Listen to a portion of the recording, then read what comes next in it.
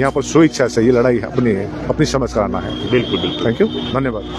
चलिए तो बोलिए एक बार हिंदी में बोल दीजिए कि कुछ हमारे हिंदी समझने वाले दर्शक हैं वो भी कम से कम सुन सके, आपके भावनाओं को समझ सके।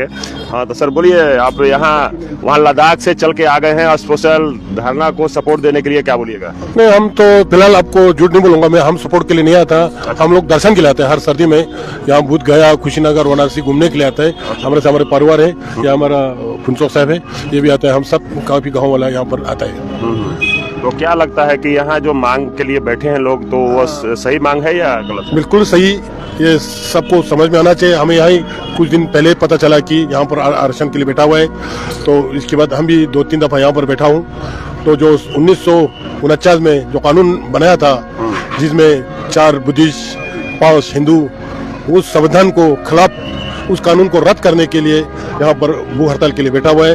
ये जायज है, ये बुद्धिज्म का हक है, इसलिए हम उनको सपोर्ट करने के लिए आया हूँ। जो लोग शिव मंदिर बोलते हैं उनको क्या बोलिएगा? देखो, यही तो विवाद है।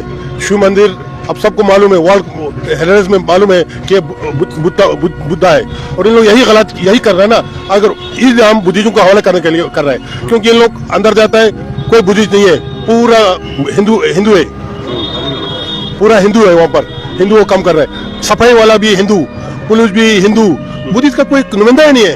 तो उन लोग गलत गाइड करते हैं। अब जो बुद्धिस्ट आता है, दर्शन के लिए आता है, ना उनको मोबाइल लेके जाने देता है, ना उनको कुछ लेके जाने देता है। वही कैमरामैन वहाँ पर बैठा, वो भी हिंदू, और उनको गलत गाइड करता है। जहाँ से घूमने के लिए उल्टा घुमाता है, और वहाँ पर बोलता है कि शिवलिंग है। शिवलिंग कहाँ से आया, कहाँ से आया?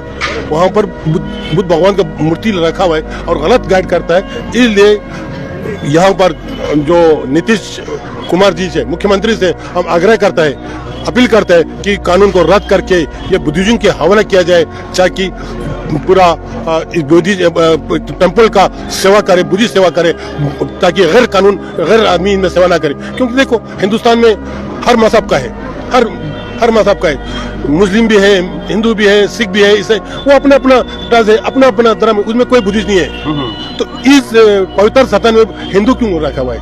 तो हिंदू नहीं रखना चाहिए, ये बुद्धिज्म का हवाला करना चाहिए। उसी तरह हमने देखा केसरिया स्तूपा है, बहुत बड़ा है। मैं 4-5 साल पहले गया था, वहाँ पर कोई मंदिर नहीं था। अब हम देखो, आर्कोलॉजी वाला बोलता है 100 गज तक कोई कुछ नहीं बनेगा, और वहाँ पर मैं पिछले साल गया, वहाँ पर मंदिर बना हुआ है।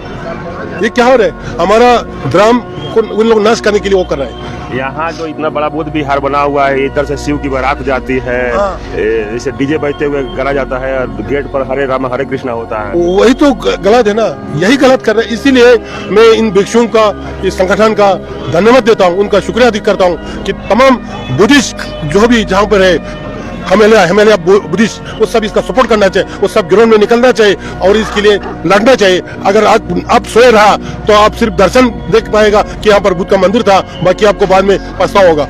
बाद में पछतावा होने से कोई फायदा नहीं है। अभी मौका है, आपको ग्राउंड में निकलना पड़ेगा, गवर्नमेंट से बात करना पड़ेगा, लड़ना पड़ेगा पूरा। अगला ये विश्व बेचारा, ये इन लोग अकेले यहाँ से लड़ने से कम नहीं चलेगा।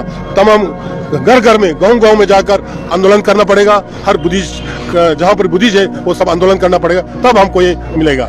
चलिए, बहुत बहुत धन्यवाद सर। तो देखिए, हमारे पास एक और भैया है, थोड़ा पता करते हैं कहाँ से हैं।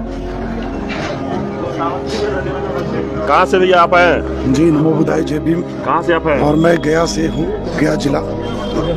और आपके चैनल को बहुत बहुत धन्यवाद। हर रोज आपका चैनल हमारे मैसेज को दुनिया तक पहुंचाने का काम कर रहा है, इसलिए आपके चैनल को मैं सबसे पहले बहुत बहुत धन्यवाद करता हूं। देखिए, आज अनिश्चितकालीन धरना के 9वें दिन हम लोग पहुंच गए हैं, लेकिन सरकार अब तक के चुप है, और पता नहीं ये सरकार चुप कब तक रहेगा।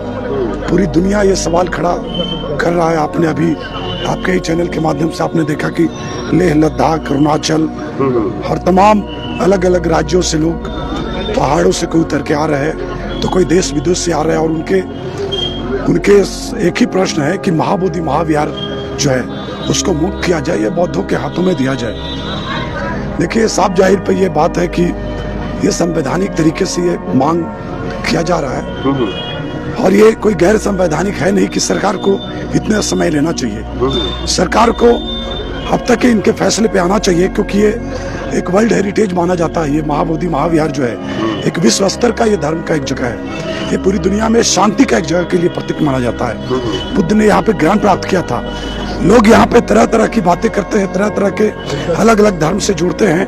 पूरी दुनिया जानता है, भारत की बात नहीं कर रहा हूँ मैं पूरी दुनिया की बात करता हूँ। तो पूरी दुनिया जानता है कि महाबोधि महाविहार बुद्ध के लिए जाना जाता है। बुद्ध ने यहाँ पे ज्ञान प्राप्त किया था और बुद्ध लुम्बिनी वन से आके उन्होंने अपना राजपाट छोड़ के, वो राजा का बेटा थे, उन्होंने अपना राजपाट छोड़ के उनके अंदर में, उनके जीवन में एक प्रश्न आया और वो अपने गृह त्याग किया और बुद्ध गया में आके उनको ज्ञान प्राप्त मिला। ये पूरी दुनिया जानता है। आप अगर नालंदा विश्वविद्यालय की बात करें, जिस विश्वविद्यालय में भारत में पूरे विश्व से लोग आते थे पढ़ने के लिए और बौद्धों की शिक्षा था, वो सोने की चिड़िया, उस शिक्षा को कहा जाता था।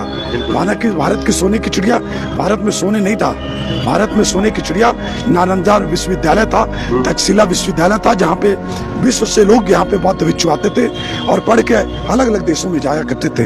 तो ये पूरी विश्व स्तर पे बौद्ध ज्ञान को पूरी विश्व जानता है कि बौद्धों की जगह है ये। आप लोग इधर के लोकल रहने वाले हैं, आप लोगों की तरफ से सपोर्ट मिल रहा है? हम लोग पूरी सपोर्ट से हैं, पूरी तरह से सपोर्ट में। हम तो निरंतर इस लड़ाई में साथ हैं और अंतिम क्षण तक लड़ेंगे। हाई में यहाँ तक ये भी कहेंगे, बिहार के अलग अलग राज्यों से भी लोग यहाँ पे आए हैं और वो अपना अपना समय यहाँ पे दे रहे हैं। कुछ लोग अपना इमरजेंसी में वो आके समय दे रहे हैं और कुछ लोग को जाना पड़ रहा है, लेकिन भारत के और बिहार के राज्यों के अलग अलग लोग यहाँ पे अपना समय दे रहे हैं और लड़ाई अंतिम तक क्षण तक लड़ा जाएगा। जब तक इसका निराकरण भारत सरकार या बिहार सरकार नहीं दे सकता है, जब तक इनको फैसला नहीं मिल सकता है, तब तक हम लोग इस लड़ाई को लड़ेंगे।